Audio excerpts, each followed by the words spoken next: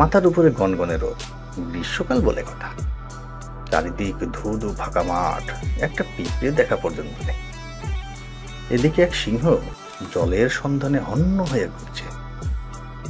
এত বড় জঙ্গল, অথচ কোথাও জল নেই। সব নদী শুকিয়ে কাঠ হয়ে গেছে।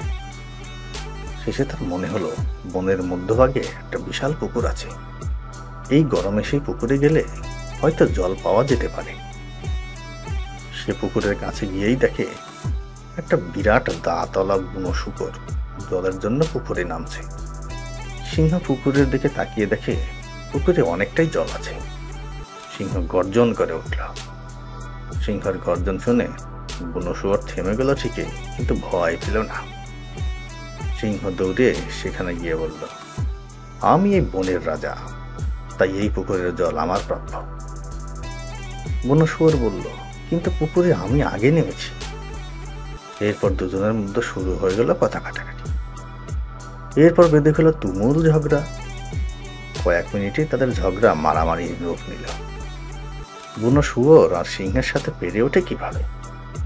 সিংহ আর শুয়োরের ধস্তাধস্তিতে বুনো শুয়োরের বিশাল দাঁত সিংহের শরীর ভেদ করে অপর পাশে চলে আসে।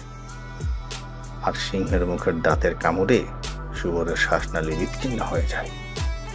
কিছুক্ষণ পর দুজনে রক্তাক্ত অবস্থায় কাতরাতে কাতরাতে মারা যায়। এই ঘটনা ঘটে যাওয়ার কিছু সময় পর জলের সন্ধানে এক শিয়াল সেই পুকুর পাড়ে আসে। সে এসেই দেখে সিংহ আর বুনো শুয়োর মরে পড়ে আছে। এই দৃশ্য দেখে সে বেজায় খুশি হয়, কারণ সে জীবনে এরকম দুটি বড় পশুর মাংসের স্বাদ গ্রহণ করেনি।